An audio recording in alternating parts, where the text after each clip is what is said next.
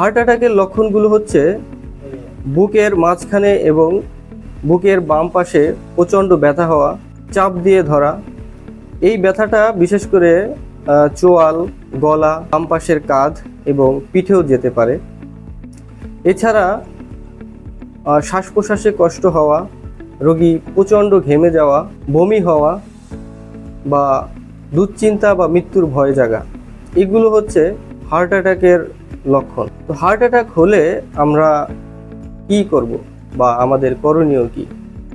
Heart attack হলে সর্বপ্রথম আমাদের কোনো কিছু চিন্তা না করেই রোগীকে হসপিটালে নিয়ে যেতে হবে। হসপিটালে নিয়ে যাওয়ার কোনো বিকল্প নেই। যত তাড়াতাড়ি আপনি রোগীকে হসপিটালে নিয়ে যাবেন, রোগীর ক্ষতির পরিমাণ ততই কম হবে। হার্ট অ্যাটাক থেকে আমরা কিভাবে বাঁচতে পারি?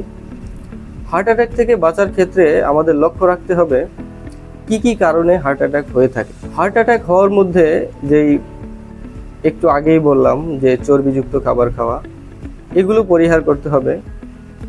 শারীরিক পরিশ্রম করতে হবে, অন্তত প্রতিদিন আধা ঘন্টা করে হাঁটতে হবে। পর্যাপ্ত পরিমাণ শাকসবজি খেতে হবে। চর্বিযুক্ত খাবার যেমন গরুর মাংস, অন্যান্য রেড মিট পরিহার করতে হবে। ধূমপান করা যাবে না। ডায়াবেটিস থাকলে সেগুলোকে নিয়ন্ত্রণে রাখতে হবে। উচ্চ রক্তচাপ থাকলে সেগুলোকে নিয়ন্ত্রণে রাখতে হবে। যেমন উচ্চ রক্তচাপ হলে সাধারণত লবণ বা লবণ জাতীয় খাবার আমরা অ্যাভয়েড করি।